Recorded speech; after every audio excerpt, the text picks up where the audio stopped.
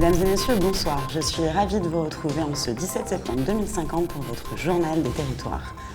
Aujourd'hui, comme chaque semaine, nous allons partir à la découverte de 5 initiatives qui ont pour vocation de changer solidairement le quotidien de chacun d'entre nous. Depuis 5 ans, le réseau des CCAS a créé l'Ancre Vagabonde, destinée à proposer un lieu d'ancrage pour les travailleurs indépendants, mais aussi des logements pour les itinérants du travail. Nos journalistes sont allés à la rencontre de Marius et Kevina, utilisateurs du dispositif sur le territoire autonome de Bordeaux.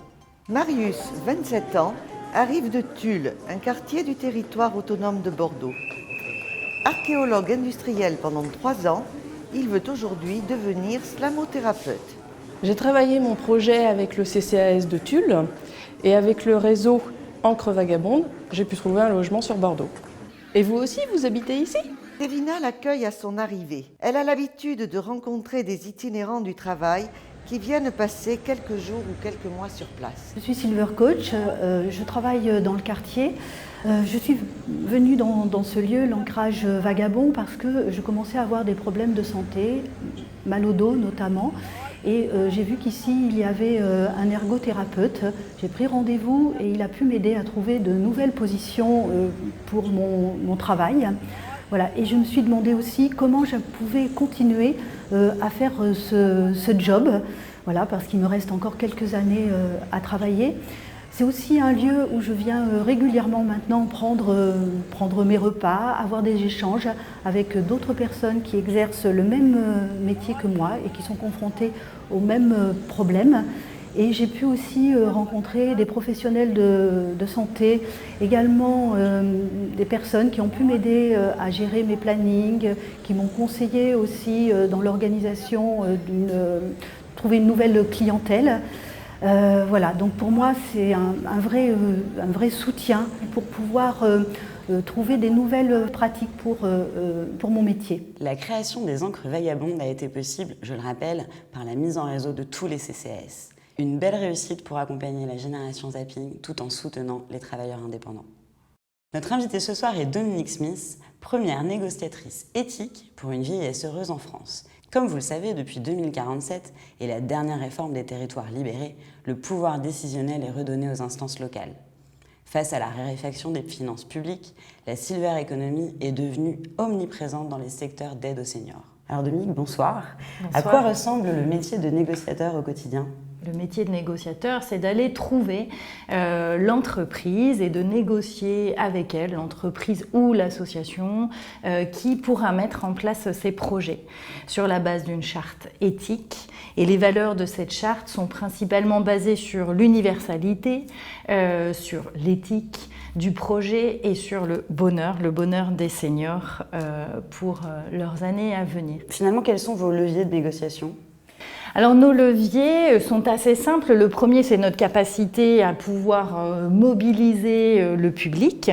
Mais surtout, notre dernier levier, c'est que c'est nous qui décidons ou pas si l'entreprise peut intervenir sur notre territoire. Donc finalement, est-ce que c'est toujours du service public ? Oui, bien sûr, parce que le fait de garantir des valeurs et que ces projets s'intègrent dans une charte fait que ça reste du service public. Je vous remercie pour votre témoignage, en espérant que cette expérience aura suscité tout un tas de vocations sur le territoire. Comme vous le savez, nous arrivons à la fin de l'expérimentation des espaces universels de citoyenneté locale et pour faire le bilan, nous accueillons ce soir Pedro Ratanava, coordinateur principal à Sandillan. Bonsoir Pedro. Bonsoir. Pouvez-vous nous rappeler l'histoire de cette expérimentation, s'il vous plaît ? La directive européenne de 2028 permet de garantir l'ensemble des droits fondamentaux aux citoyens européens. Et à la suite de cette loi, en 2030, a été mise en place sur le territoire une obligation à l'enseignement à la citoyenneté. Et comme vous le savez, depuis 2043, a été promulguée une loi obligeant l'ensemble des citoyens à donner entre 5 et 10 jours jours par an pour des actions solidaires, ce qui permet notamment aux salariés de valider des points retraite. Et concrètement, comment s'organise cette implication pour les 110 années? Alors en fait, c'est pour répondre à l'obligation de mise en musique de ces obligations qu'a été imaginé et mis en place cet espace universel de citoyenneté locale. Racontez-nous plus précisément cette implication, Pedro. Alors le ministère des Citoyennetés a chargé les élus sandillanais de mettre en place le premier espace universel de citoyenneté locale. Un espace universel de citoyenneté locale n'est pas un lieu, c'est un réseau de solidarité et qui est mis en musique par un coordinateur. Le rôle de ce coordinateur, c'est d'identifier ces différentes initiatives, d'identifier les besoins des Sandillanais, de mettre en place et de piloter les cellules d'urgence, puisque comme vous le savez, depuis 30 ans, les situations climatiques dramatiques ont explosé et ont été multipliées par 10. Donc il faut pouvoir mettre en place ces cellules et les animer. Comment vous garantissez la qualité de service et les conditions de mise en œuvre? Alors pour garantir le confort des citoyens et la qualité des actions menées, le ministère a mis en place un coach des initiatives qui, lui, a pour mission, d'une part, de former les citoyens, de les accompagner dans la mise en œuvre et de veiller au respect des obligations légales pour les citoyens. Donc il se met en lien avec les entreprises et avec le ministère pour mettre en œuvre l'ensemble de ces initiatives. Merci beaucoup, Pedro, pour ces explications. Merci. L'expérimentation a donc porté ses fruits. Nous verrons demain sur l'ensemble du territoire le développement des EUCL, si j'ai bien compris, les espaces universels de citoyenneté locale. Dans le cadre du renforcement de la politique de lutte contre l'isolement, de nombreuses initiatives ont vu le jour sur le territoire. Je vous propose tout de suite de rejoindre Céline qui est à la Journée du Bonheur à Maille-les-Bains. Chers téléspectateurs, bonjour. Je suis en direct de la Journée du Bonheur organisée par le CCAS dans le quartier du Colibri. Pour vous parler de cet événement riche en nouveautés, je passe la parole à Sylvie, qui est l'organisatrice de cette journée. Bonjour Céline, une simple précision, le CCAS en 2050 n'existe plus, nous sommes devenus des facilitateurs de liens sociaux. Pourquoi cet événement aujourd'hui? Nous sommes tous d'accord, chacun d'entre nous a droit au bonheur. Nous souhaitons donner des pistes pour que chacun fasse son chemin et évolue en libre choix. Je vais maintenant vous présenter Maxime, qui est l'un des guides animateurs de cette journée. Merci Sylvie. Et oui, moi j'ai participé aux ateliers toute l'année, au collectif. Avec Sylvie, avec d'autres membres, on a proposé cette journée du bonheur qui a lieu aujourd'hui. Juste, moi je ne parle pas de guide, je suis là pour accompagner les personnes, pour être le fil rouge et tenir la main. C'est un peu aujourd'hui ce qu'on fait toute l'année, c'est-à-dire aller voir nos voisins, les habitants et se retrouver. Alors aujourd'hui on retrouve une expo du bonheur, on retrouve les pépites de la bonne humeur, les assises du malheur, parce qu'on a dit aujourd'hui le malheur c'est fini, ce soir il n'y en a plus. On retrouve plein de choses comme ça tout au long de la journée et même un café des habitants, on y tient beaucoup à ça.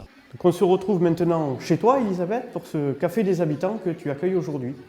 Maxime, bienvenue à la maison. Je m'appelle Elisabeth, j'ai 50 ans, je suis divorcée et je travaille en télétravail. Donc j'ai peu l'occasion de rencontrer des gens.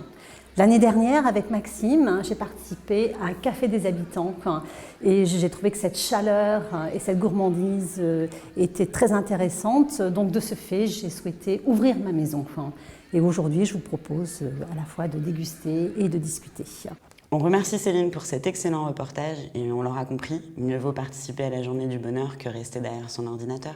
L'éducation à la santé, sujet peu investi par les instances locales, est devenu un sujet majeur en 2050 en raison du vieillissement de la population et de la recrudescence de troubles psychiques. Le CCAS s'est repositionné et est devenu un acteur incontournable pour accompagner et développer les politiques de bonne santé.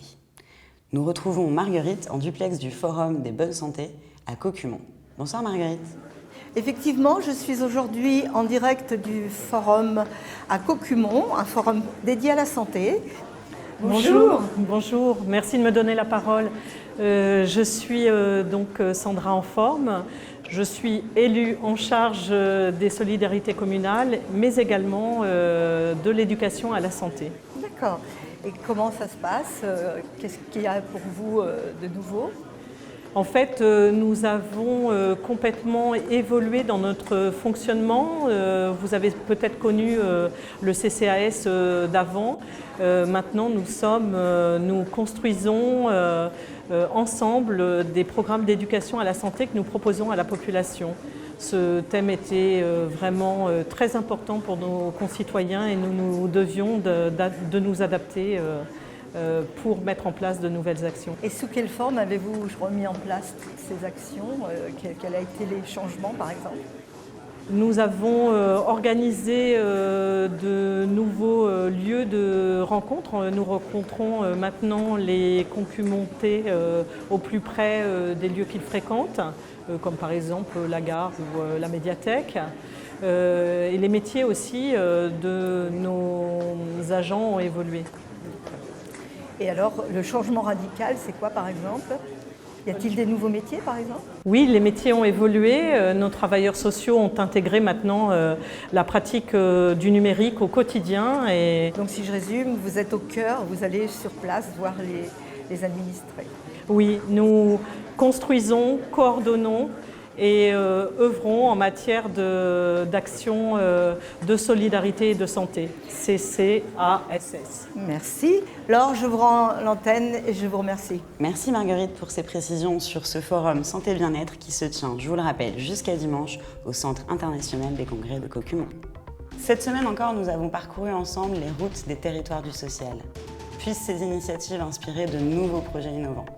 En attendant, n'oubliez pas dès ce soir la retransmission en direct du grand concert solidaire Génération CCAS. À très bientôt sur TDS. Cette vidéo a été réalisée dans le cadre des ateliers CCAS 2050 organisés par l'UNCAS. Retour à la réalité, retour en 2019.